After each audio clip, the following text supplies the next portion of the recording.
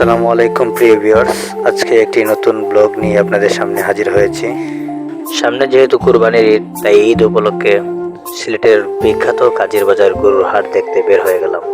তো হঠাৎ করে ফোন চলে আসলো বিকাল 4টা থেকে 5টা পর্যন্ত ফ্রেন্ডদের সাথে ইনডোরে ফুটবল খেলা, তাই আমরা ইনডোরের দিকে ফুটবল খেলার জন্য রওনা দিয়ে দিই।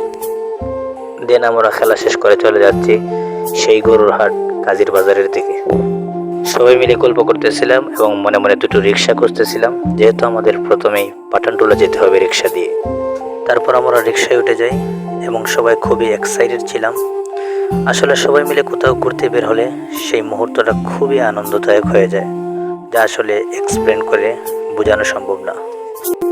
তো ফাইনালি চলে আসলাম আমাদের সেই কাঙ্ক্ষিত গরু বাজারে এবং আসার পরে দেখতে পেলাম অনেক গণমাধ্যম কর্মী ভাইয়েরা ভিডিওর মাধ্যমে জনগণের সামনে সেই কুরবানির পশুগুলোকে তুলে ধরছেন, দেখে আমাদের খুবই ভালো লাগলো।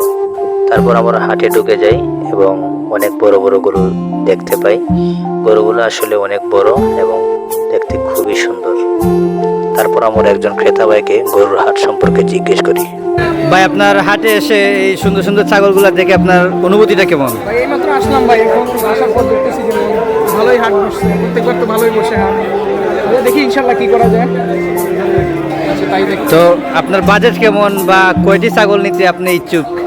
আমি চাচ্ছিলাম তো যতটুকু আমরা শরীর মতো দুইটা নিয়মে, দেখি কয়টা নেওয়া যায় হিসাব করে। তারপর আমরা বাসার দিকে রওনা দিয়ে দিই এবং বাসায় চলে যাই। তো আজকের ব্লগটা কেমন লাগলো অবশ্যই কমেন্ট করে জানাবেন এবং আপনারাও গরুর হাটে আসবেন, দেখবেন। আশা করি অনেক ভালো লাগবে। আসসালামু আলাইকুম ওয়া রাহমাতুল্লাহ।